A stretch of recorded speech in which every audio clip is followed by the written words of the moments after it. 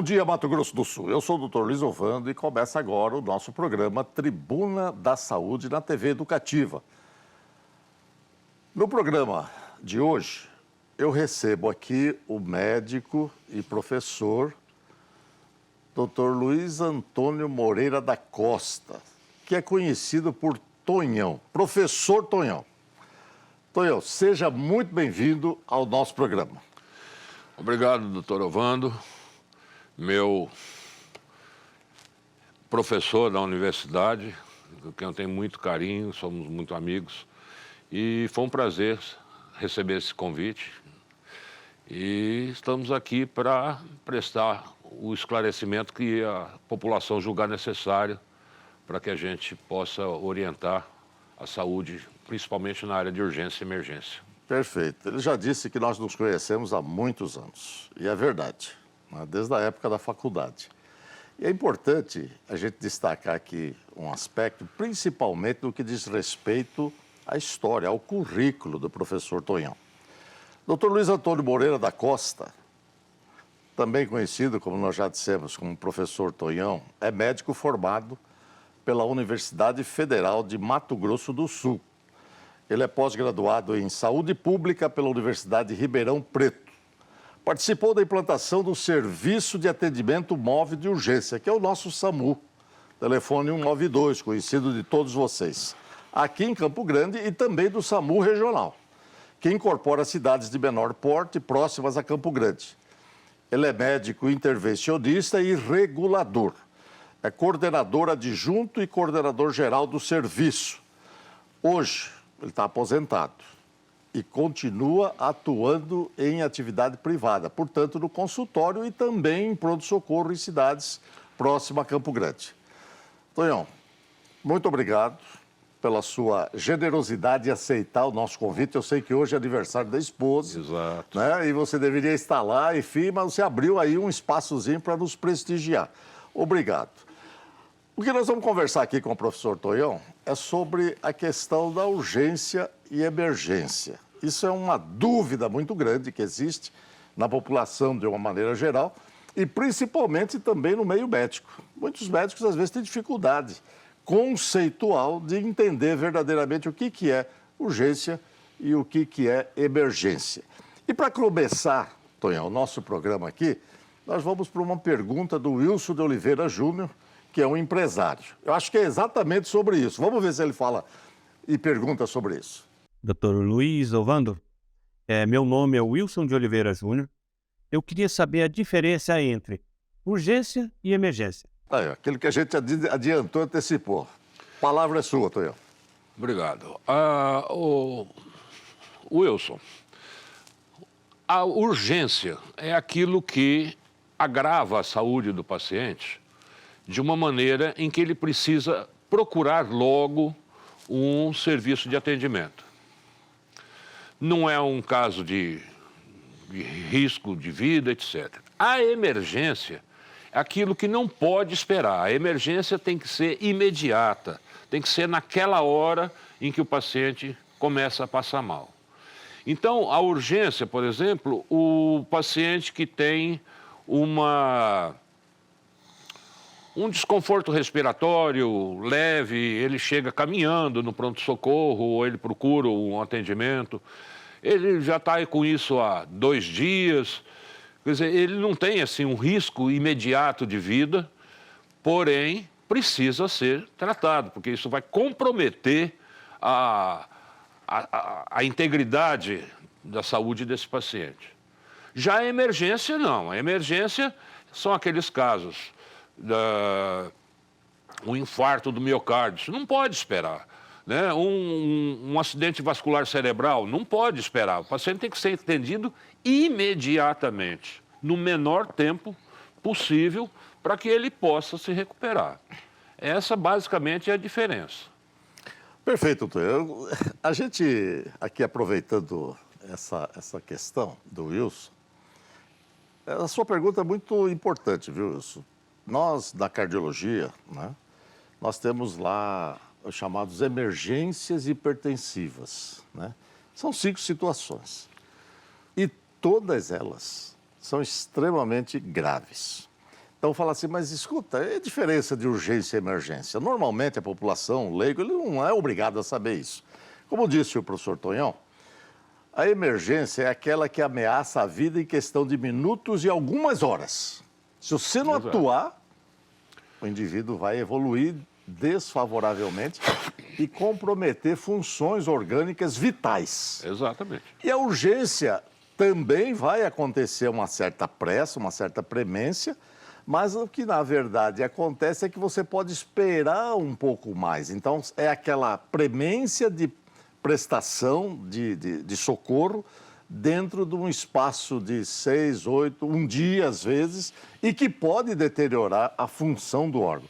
É a mesma coisa em relação a qualquer evento que aconteça na sociedade. A sociedade é um corpo.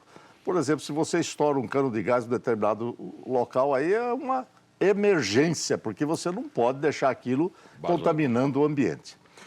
Mas, professor Tonhão, passando dessa questão conceitual para uma questão histórica e prática, eu gostaria que o senhor falasse um pouco sobre a questão do serviço de atendimento médico de urgência, que é o nosso tema hoje, basicamente.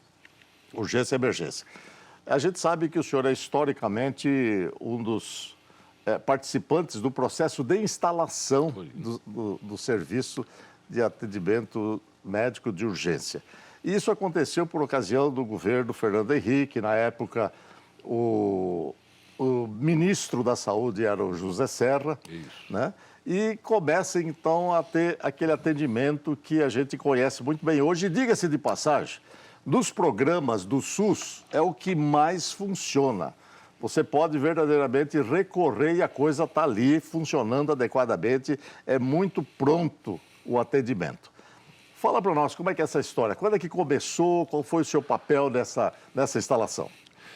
Eu vou omitir aqui datas específicas, porque me fogem agora, já tem muitos anos, mas foi no final a portaria 2042, portaria ministerial, criou o serviço de atendimento móvel, não é atendimento médico, o atendimento móvel de urgência, o SAMU, baseado em padrões internacionais, como existe na França, como existe na Alemanha. Nós tivemos colegas que estiveram visitando esses países e viram o atendimento do SAMU em Paris e diz que não perde nada em relação ao que nós tivemos. Nós tivemos visitantes da Austrália que vieram conhecer o serviço. Lá é exatamente igual, funciona nos mesmos moldes. Então, nós temos um padrão de referência a nível mundial. Se tivesse, vamos dizer, uma catástrofe de nível mundial e tivesse que haver uma interação entre diversos serviços de urgência e emergência, semelhantes ao SAMU, com equipes de vários países, não haveria ninguém se estapeando, ninguém se atropelando e o atendimento sairia. O serviço ele se baseia numa central de regulação médica. O que é a regulação? É aquilo que vai verificar se o que o paciente está solicitando é caso para se enviar uma ambulância, é caso para se fazer uma orientação, se é realmente uma urgência, se é uma emergência, ou se, olha, meu senhor, isso daí não é um caso. Aí as pessoas ficam bravas, xingam. Xingamentos era o que a gente mais ouvia naquela central de regulação. Porque muita gente entende que aquilo é como se fosse um serviço de transporte. Olha, eu dei uma topada no canto da cama aqui agora, arranquei a unha. Eu quero uma ambulância para me levar para o hospital. Não é assim. Enquanto eu vou levar uma ambulância para levar uma unha arrancada do dedão, um infartado está esperando para ser atendido. Então, o médico regulador tem, e por legislação da própria portaria, ela prevê que o médico tem essa autoridade para definir se vai ou não vai, e se vai um suporte avançado, um suporte básico, mais de um suporte, se forem várias vítimas, em caso de acidentes, etc. Tem algum acidente declarado, né? Houve aqui um acidente, 3 carros bateram, tem uma pessoa aqui já falecida, enfim. Você já não tem dúvida, a coisa é rápida para ir para lá. Mas tem situações, às vezes, que não há, por exemplo, uma caracterização muito clara, específica, né? O indivíduo está sentado, tomando café, daqui a pouco ele começa a ter um mal-estar, uma falta de ar. E alguém da família diz, olha, meu pai aqui, meu avô está com falta de ar. Isso pode acontecer, de falar assim, não, isso não é nada, fala para ele respirar, ir para a janela e tal. E pode ser que aquilo ali seja evidência de um infarto extenso, um edema agudo de pulmão, comprometendo, ou então um acidente vascular cerebral comprometendo. E a gente sabe disso. E hoje nós estamos começando a viver uma situação que é exatamente da telemedicina. E eu digo sempre que telemedicina é para quem tem experiência médica, experiência de beira de leito, de linha de frente. O que muitas vezes a gente não consegue encontrar nos jovens ainda, salvo algumas excepcionalidades, genialidades, o que não é comum. Então, eu pergunto para você se é relativamente comum esse erro, falar, não, isso não é nada, daqui a pouco vai, daqui a coisa complica, ou isso praticamente vocês com bastante experiência conseguem resolver? Não, existe um protocolo de perguntas em que o médico regulador, se ele percebe, e existe um insight aí, inclusive dos TARMs, que nós chamamos, técnicos de atendimento e regulação médica, que são leigos, mas são treinados para isso. Esse insight, ele percebe realmente a gravidade, até pelo tom de voz. Tá? Pelo tom de voz da pessoa solicitando, você consegue identificar o maior ou menor gravidade. Ele já gera a ocorrência ali no computador, é coisa de segundos, já pede por cima do balcão, inclusive os balcões são baixos para que ele tenha contato visual, já levanta o dedo e solicita um médico regulador. Se o médico estiver em outra atividade ou preenchendo uma ficha, ele para e já puxa a ligação para ele. E aí ele tem algumas perguntas básicas que ele já permite definir. Sabe? Olha, é um idoso de 87 anos, e estava bem sentado almoçando, e começou a ter falta de ar e respirando com dificuldade, etc. Peraí. Ficou desorientado, está pálido, está suando, a família está aqui preocupada, corre lá ver o que é. Exato. Nisso, se o regulador percebe isso, ele já aciona, tem um botãozinho vermelho que acende uma lâmpadazinha pisca-pisca em cima do coordenador de frota. Ele já aciona o carro. Já aciona, ele já puxa lá o que está com a tarja vermelha e já dispara uma ambulância para o local. Certo. Enquanto essa ambulância se desloca, o regulador vai pegando outras informações. Como é que ele está, ele toma remédio, comorbidades que ele tenha. Porque essas informações não é perda de tempo. A ambulância já está em deslocamento. Já está correndo. Então, nós vamos... Só que aí, só para concluir, essas informações, a central de regulação vai passar para a ambulância via rádio ou via telefone. Né? Olha, o paciente é assim, assim, assado. Quer dizer, a ambulância vai receber essas informações já no meio do caminho. No meio do caminho já vai tomar as providências. Nós vamos para um breve intervalo, Tonhão, e logo depois nós vamos voltar, inclusive, a essa conversa sobre escolha e decisões. Você não saia daí, continue conosco, que nós estamos entrevistando hoje o professor Tonhão, que é especialista em atividade de urgência e tem experiência e vai nos esclarecer algumas dúvidas mais.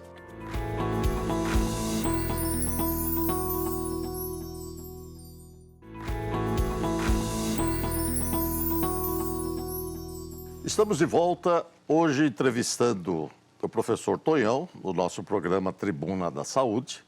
E para nós é sempre uma grande satisfação receber pessoas ilustres e pessoas com experiência que concedem à população o seu legado de trabalho pregresso. E hoje o professor Tonhão, especializado em atividades de urgência, está contando para nós a história de como proceder diante uma urgência domiciliar ou mesmo em via pública. Professor Tonhão, eu estava ouvindo, quando estive nos Estados Unidos de 86, 87, eu saí em algumas oportunidades do 911, que era a ambulância que tinha, e aquilo me intrigava, quer dizer, por que no Brasil não tem isso? E quando eu voltei, passaram-se aí 10 anos, quando o ministro José Serra, através do decreto presidencial, estabeleceu exatamente a criação do serviço de atendimento móvel de urgência. e estava conversando aqui nos bastidores com você antes, falando que quando eu era menino tinha o sandu, né? Que na verdade tinha a mesma característica, né? Então, quando a gente está diante dessa questão urgência, né? A urgência é uma convivência. Nós precisamos, na verdade, ter convivência com a situação.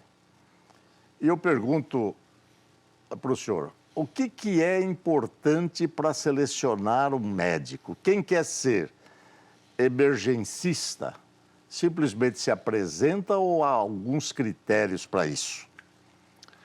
Bom, existem alguns médicos que veem, alguns colegas, que veem o médico atuando na ambulância como se fosse uma espécie de super-herói. Então era comum que chegasse algum colega lá e falasse, olha, eu queria trabalhar com vocês, eu estou contratado da prefeitura e eu gostaria de vir trabalhar no SAMU. Falou, olha, na ambulância eu estou com a escala completa, não tenho coisa. Eu tenho vaga para você iniciar o trabalho na central de regulação. Eles acham que a central de regulação é uma coisa assim diminutiva. Ah, mas eu não quero ficar ali para ficar atendendo telefone e teclando no computador. Eu quero para ir para a rua. Gente, isso não é um trabalho, não é o super-homem, não é o super-herói. Tá? É um trabalho exaustivo. Agora, eu não posso pegar um colega que já está na escala, já está há muito tempo, tirar o CC, porque eu quero dar oportunidade para o fulano. Ele começa na regulação, aí tem um que vai sair de férias, veste um macacão e vai cobrir o plantão dele. Mas para ele ir para a linha de frente, ele precisa ter um treinamento. Nós fazemos o ATLS, que é o Advanced Trauma Life Support, né? O suporte avançado do trauma, da vida no trauma, o ACLS, o PHTLS. É o pré-hospital, antes do hospital. Então, são treinamentos exaustivos, de joelho no chão, no asfalto quente do meio-dia, sabe? Rastejar debaixo de ônibus para tirar motociclista, descer barranco de córrego para tirar motorista capotado dentro do córrego, certo? Claro que nós contamos muitas vezes com o auxílio dos bombeiros. Além de ter o conhecimento médico, tem que ter também preparo físico. Preparo físico, né? Me custou 4 hérnias de disco isso daí. Nossa. Mas colegas que, por exemplo, que apresentam um problema incontrolável chamado cinetose, por exemplo, né? Que é aquela tontura, vertigem, falando de quem viaja numa serra, do avião, etc., que tem enjoo e coisas. Em barco, né? Tinha uma colega que era ótima como intervencionista. Só que ela tinha cinetose. E quando você vai se deslocar com o paciente dentro da ambulância, você vai de costas, porque a maca fica aqui, você vai na cabeceira do paciente, o enfermeiro do lado e o motorista aqui atrás. Você vai viajar de costas e em alta velocidade, fazendo curvas, fazendo coisas. Quem tem cinetose não consegue. Tem como, você sabe bem disso, quem tem cinetose não tem controle. Agora vai tomar o quê? Medicamentos antivertiginosos, ele vai dormir em cima do paciente, porque esses medicamentos todos dão sono. Vai tomar aí pode ter propaganda, né? Vai tomar uma sinarizina, uma coisa, ele vai dormir em cima do paciente. Dramin, ele acaba dormindo mesmo. Dorme mesmo. Então, não tem como. Então, o que aconteceu? Ela foi para a regulação, ficou exclusiva na regulação.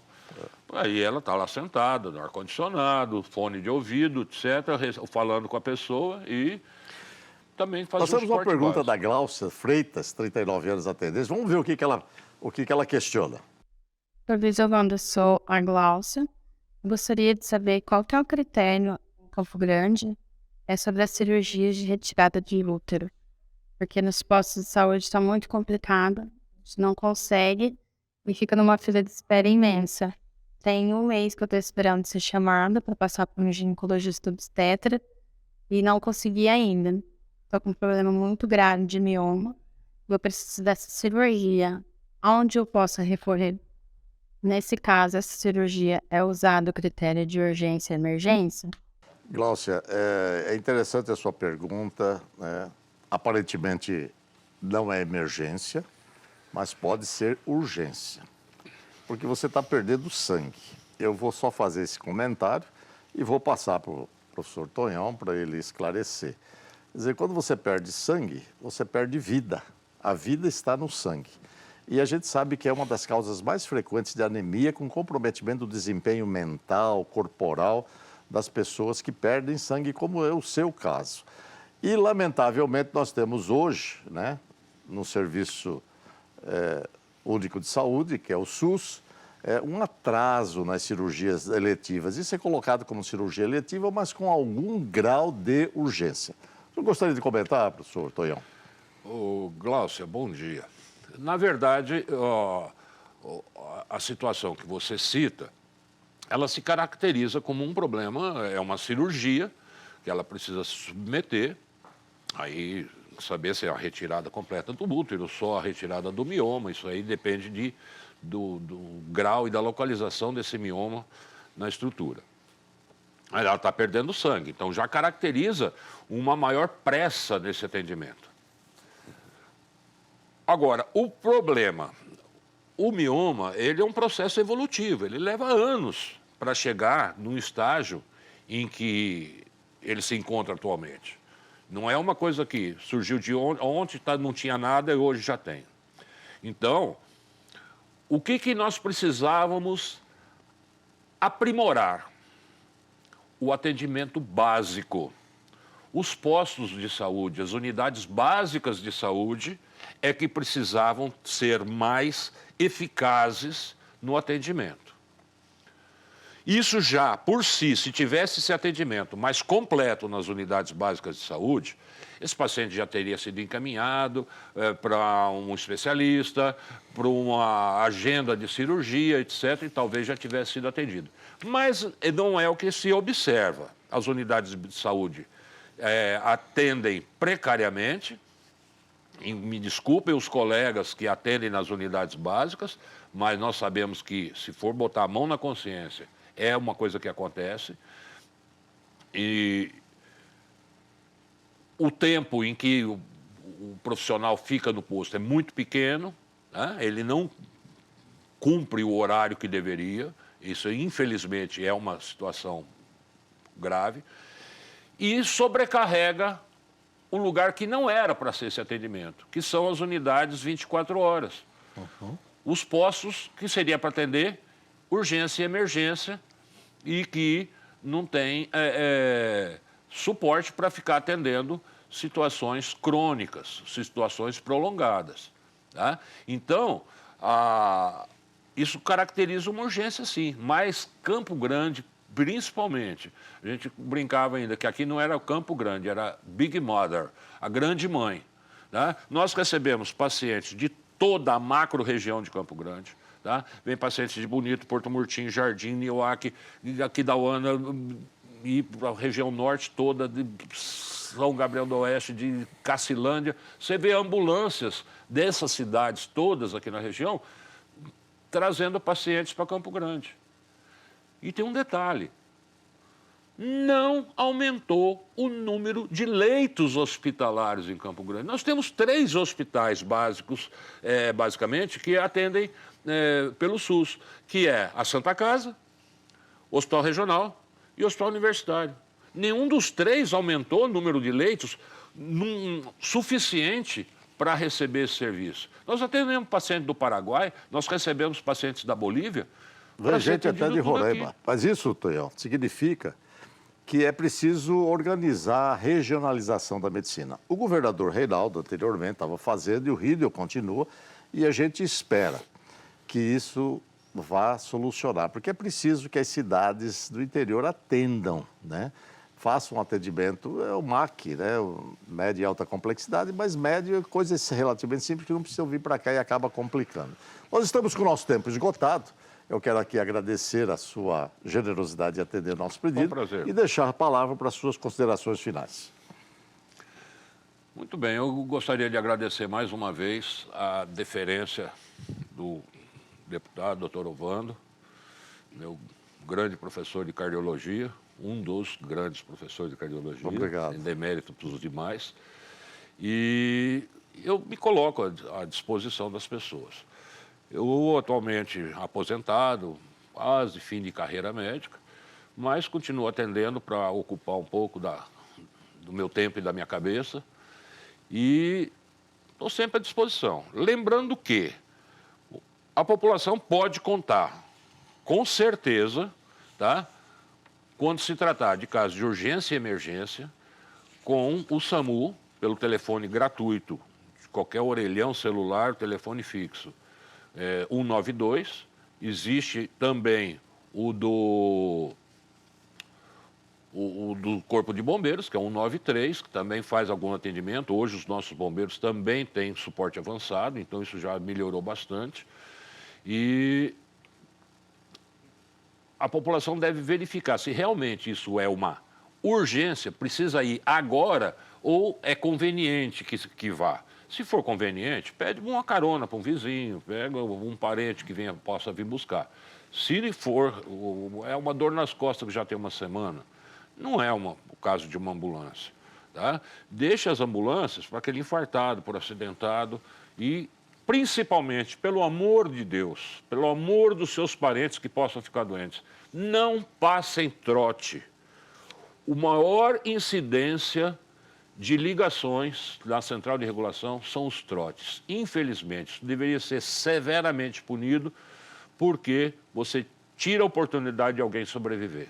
Sem dúvida. Um bom dia. Isso é muito importante, muito obrigado, professor Tonhão. E aqui eu quero enfatizar, ligue 192 em casos de verdadeiras urgências e emergências.